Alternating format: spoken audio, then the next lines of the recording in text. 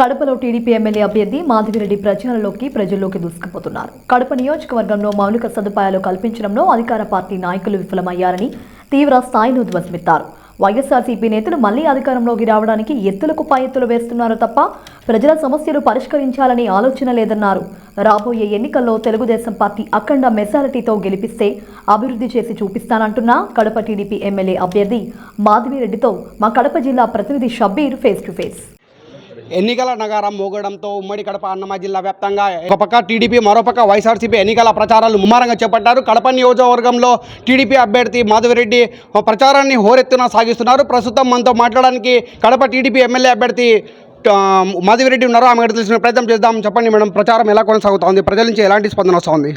ప్రజల నుంచి విశేష స్పందన ఉందండి. ఈ 5 సంవత్సరాల నుంచి ఏ విధంగా ఇబ్బందులు పడ్డారు అనేది వాళ్ళ నోటి ద్వారానే వింటున్నాము. ఇంకా ఒక తప్పు చేశాము, ఇంకా తప్పు చేసే పరిస్థితులు మేము లేమనేది వాళ్ళు చెప్తూ ఉన్నారు.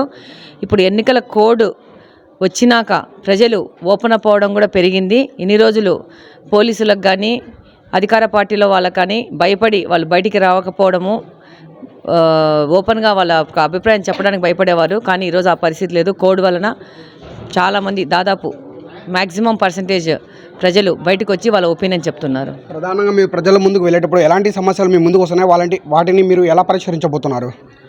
నేను మొదటి నుంచే చెప్తున్నాను, వసతుల కల్పనలో వైసీపీ ప్రభుత్వము విఫలమైంది అని చెప్తాను, ఘోరంగా విఫలమైందని చెప్తున్నాను. ఇప్పుడు ఈ మార్చి నెలలో చూస్తే నీళ్లు ఒక మనిషికి కనీసము ఒక 5-10 లీటర్ల నీళ్ళు ఇవ్వలేని పరిస్థితిలో కడప నగరం నడుస్తూ ఉంది. ఈరోజు చూస్తే 5-6 రోజులకు కూడా ఒక పూట నీళ్లు రాని పరిస్థితిలో మన కార్పొరేషన్ ఉంది.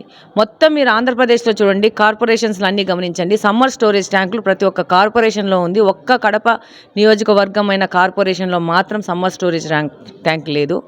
2017లో తెలుగుదేశం ప్రభుత్వం అధికారంలో ఉన్నప్పుడు 150 కోట్లు సమ్మర్ స్టోరేజ్ ట్యాంకులు కట్టడానికి గ్రాంట్లు లిజనైన అమృత్ పథకం కింద ఆ నిధులని ఏమి చేశారు ఈ 19 నుంచి 20 సంవత్సరం వరకు, 24వ సంవత్సరం వరకు అనేది ఈ యొక్క అధికార పక్షము, ఈరోజు అధికారంలో ఉన్న పార్టీ సమాధానం చెప్పుకోవాలా, అందులో గెలిచిన వారు సమాధానం చెప్పుకోవాలా. ఈరోజు ఒక మనిషికి ఒక రోజుకి 10 లీటర్ల నీళ్ళు ఇవ్వలేని పరిస్థితిలో ఉంది. దీని మీద ఏ విధమైన సమీక్షలు లేవు. మైలవరం నుంచి ఇస్తాం, ఆ నుంచి ఇస్తాం, ఈ నుంచి ఇస్తామని చెప్పేసి పొలిటికల్ డ్రామా ఆడుతున్నారు. కానీ ఏ విధమైన పరిష్కారం చేశారా అనేది ఒక క్వశ్చన్.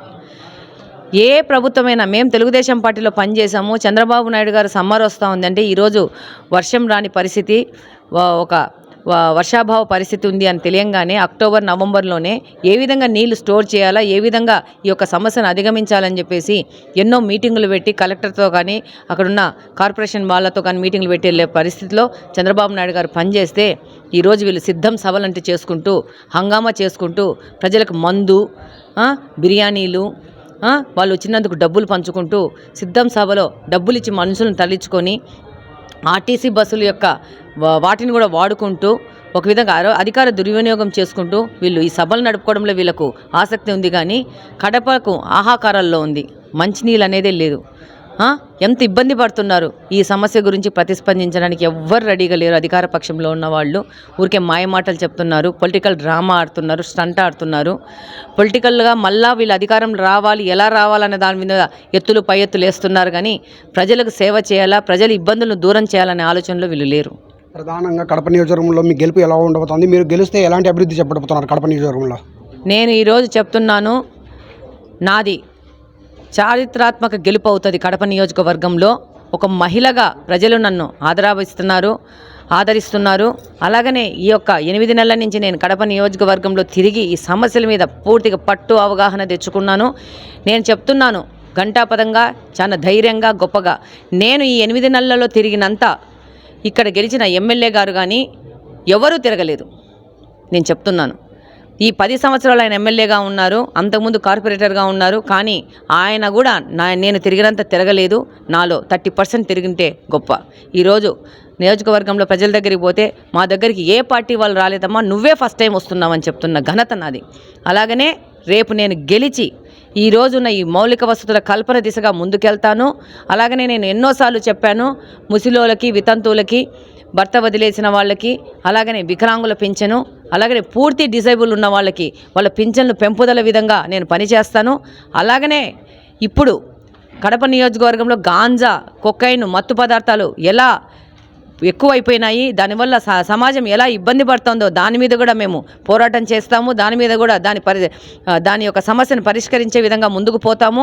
అలాగనే ఇప్పుడు నేను ఇందాకనే చెప్పాను వాటర్ సమస్య మీద గెలిచిన వెంటనే మొదటి 3 నెలల్లోనే ముఖ్యమంత్రి గారి దగ్గరికి వెళ్ళేసేసి ఆయన దగ్గర ఒక పటిష్టమైన ప్రణాళికను ఆలోచించి ఈ సమ్మర్ స్టోరేజ్ ట్యాంకులు కట్టడం కానీ శాశ్వతంగా ఈ నీళ్ళ సమస్యను పరిష్కరించే విధంగా మేము ముందుకు పోతామని చెప్పి గట్టిగా చెప్తున్నాను. ఎందుకంటే ఈరోజు ఎన్నికల సమయంలో నేను చెప్తున్నాను, ఆ సమస్య చూస్తున్నాను ప్రత్యక్షంగా. ఈ సమస్యను నెక్స్ట్ ఎన్నికలు వచ్చే ముందు ఈరోజు ఈ యొక్క అధికార పక్షం వాళ్ళు 2 నెలలు ఎలక్షన్ ముందు ఒక గొప్పలు చెప్పుకున్నట్టు కాదు, గెలిచిన 3 నెలల నుంచే ఈ సమస్య పరిష్కార దిశగా పోతూ రేపు 25 సమ్మర్ కల్లా ఒక పరిష్కారము కనీసం ఒక 50-60% పరిష్కారం ఇచ్చే విధంగా ముందుకు పోవాలనే ఆలోచనలో ముందుకు పోతున్నాము. అలాగనే ఏ సమస్యలు వచ్చినా కూడా నియోజకవర్గంలో ముందుండి ఎప్పటికప్పుడు వాటిని అటెండ్ అయ్యి పరిష్కరించే విధంగా సమాజ సేవ, ప్రజాసేవ చేస్తామని తెలియజేస్తున్నాం. కడప నియోజకవర్గంలో అధికార పార్టీ నాయకులు ప్రజల సమస్యలు పరిష్కరించడంలో విఫలమైనని చెప్పి కడప టీడీపీ అభ్యర్థి మాధవిరెడ్డి తీవ్ర స్థాయిలో ఆగ్రహం వ్యక్తం చేస్తున్నారు. అంతేకాకుండా రాబోయే ఎన్నికల్లో తెలుగుదేశం పార్టీని అఖండ మెజారిటీతో ప్రజలందరూ గెలిపించాలని చెప్పి కడప నియోజకవర్గాన్ని అభివృద్ధి చేసి చూపిస్తానని చెప్పి కడప టీడీపీ ఇన్ఛార్జ్ మాధవిరెడ్డి ధీమా వ్యక్తం చేస్తున్న పరిస్థితి. కెమెరా పర్సన్ కరీంతో షబ్బీర్, స్టూడియో 18, ఉమ్మడి కడప అన్నమయ్య జిల్లా.